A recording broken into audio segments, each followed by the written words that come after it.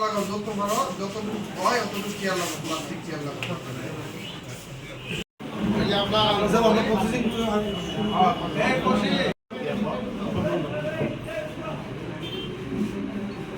তারা সম্মানটা আপনি কাছে এসে আপনি একটা ওসি হিসেবে সম্মান দিচ্ছেন আমাদের, আমরাও আপনার সম্মান দিতে কোনো আপত্তি আছে? ওনারা কোনো ঘরে ঢুকার পরে দেখা যায় সম্মানটা পর্যন্ত তারা দেয় না যে আপনার ঘরে আইসি ইন্সপেকশন করবো, আপনি দেখান বা আমরা এইটা চাই তেনে আমার ব্যবসাটা দেখাবো, এই সম্মানটুকু পর্যন্ত তারা করে না। না করে 7 জন 8 জন তারা অফিসে ঢুকে, কেউ আপনার পাল্লাপত্র দেখান, কাগজ দেখান, কেউ ফুটের কাগজ দেখান, কেউ অমুক কাগজটা দেখেন। আর একটা লোক বসা সে কিভাবে 5টা 6টা মেনটেন্যান্স করবো? তারপরে দেখেন আরেকটা ব্যাপার সবচেয়ে যেটা গুরুতর, দুপুরে 2টা 2:30টার পরে প্রায় দোকানের ওই মালিক হয়তো থাকে, কর্মচারী যারা থাকে তাদের রেস্টে দিতে হয়, খাবার টাইম দিতে হয়, স্নানের টাইম দিতে হয়। অ্যাজ পার লেবার একটু অনুসারে আপনি 8 ঘন্টার বেশি একটা শ্রমিক খালি কর্মচারী, তাইলে তাদের দুপুরে লাঞ্চের টাইম গেলেন।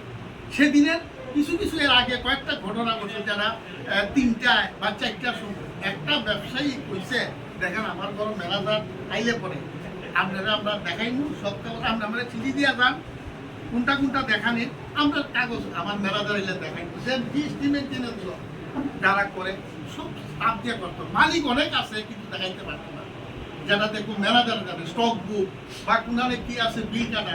এমন অনেক দোকান আছে মালিক ম্যানেজারে কয় আরে উঠে বাকিটা কত দেখো তো, খাতারা 1 কুইলা বার করে দেখায় কত বাকি, তখন মালিকের করুন।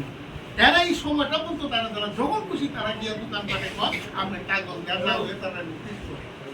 আপনি আমার একটা সুযোগ দেবেন না?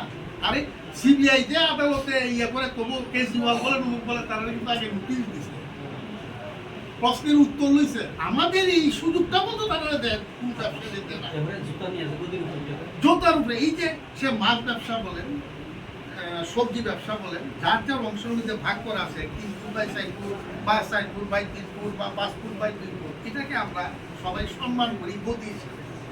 তারা করে কি তাই এই গদির উপরে বলতো তারা জুতা লয়ে উঠতে থাকা, মানে এটা যেমন তাদের, আমরা যেমন তারা পুষ্যপুত্র, তারা প্রজা, আর তারা যেমন এটা আগে 9 মাসে 6 মাসে একবার হইতো, এখন প্রতি মাসে দেখা যায় 2 বার 3 বার তারা এইভাবে করতেছে।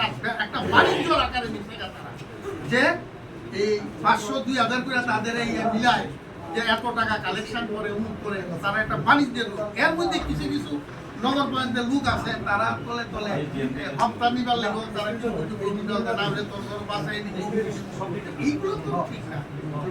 আমরা সুন্দরভাবে ব্যবসা করতে চাই, নিয়ম মান্য করতে চাই, কাজে আমরা এই হলো লাস্ট। আমরা এর থেকে আমরা অনেক ব্যবসায়ী বিক্ষুব্ধ হইতে লাস্টে ওই দিন উনারা প্ররোচনা দিয়া অফিসাররা বলে শিকন্ডি বানাই দিয়া তারাও দেখা যায় এইভাবে কার্যকর হইতে আমরা এত অহন্বিত শ্রদ্ধ হয়েছি যে বিরুদ্ধে গণতান্ত্রিক প্রক্রিয়ায় আমরা আন্দোলনে যেতে বাধ্য হইতেছি, যার কারণে আপনারা সেদিন আমরা কইছি আমরা ধর্মকে আঘাত করে এবং আমরা ব্যবসায়ী লাইনকে আঘাত করে, সেইভাবে আমাদের মাছ ব্যবসায়ী যাদের ব্যবসা তাদের গদিতে জুতা পরে উঠে এবং তাদের ক্যাশ বাক্সে হাত দিয়ে পলিব্যাগ খুঁজেছে, এইভাবে সব ব্যবসায়ীকে অপমান করেছে। এবং আমরা সেই ব্যাপারে এসডিএম ম্যামের সঙ্গে আমরা কথা বলেছি, উনি আশ্বস্ত করেছেন, কিন্তু পরবর্তী সময়ে দেখলাম যে এসডিএম ম্যাম, ডিসিএম ম্যাম আমাদের 5-6 জন ব্যবসায়ীর বিরুদ্ধে উনি থানাতে এফআইআর করেছে। এফআইআর কপি কি পেয়েছেন আপনারা? না আমরা এখনো পাইনি। আমরা পরস্পর ইয়েতে জানতে পেরেছি যে উনি করেছেন 5 জনের নামে, এবং উনি যে আমাদের প্রতি অন্যায় করেছেন তার পক্ষে আমরা ওর বিরুদ্ধে আমরা এফআইআর দায়ের করেছি আজকে সমস্ত ব্যবসায়ী বৃন্দ, এবং খোয়াইয়ের সব ব্যবসায়ী আমরা একসাথে এসে থানাতে এসে আমরা এফআইআর দায়ের করেছি। কার নামে? ডিসিএম ম্যাম, সপ্তপর্ণী ম্যামের বিরুদ্ধে এবং সুব্রত নাথ শর্মা। খোয়াই থানার যিনি ওসি ছিলেন উনি কি আপনাদের আশ্বস্ত করলেন? উনি বলেছেন যে আমরা আইন সঠিকভাবে চালিয়ে যাব এবং আমরা সঠিকভাবে তদন্ত করে যথাযথ ব্যবস্থা নেব। যদি যথাযথ ব্যবস্থা না নেওয়া হয় তাহলে আপনারা কি করবেন, কিরকম আন্দোলন করবেন? দেখি, আমরা বিশ্বাস আছে যে ওসি সাহেব মানে সঠিক পন্থাই নেবেন সেই বিশ্বাস আমরা রাখছি। আর যদি না নেন সেটা আমরা পরে চিন্তা করব।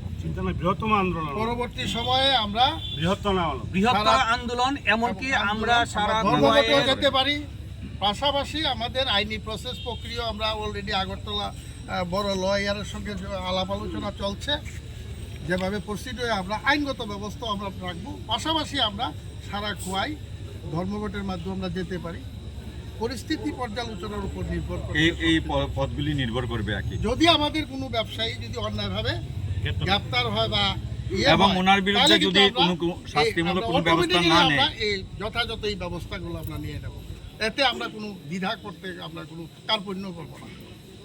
ঠিক আছে।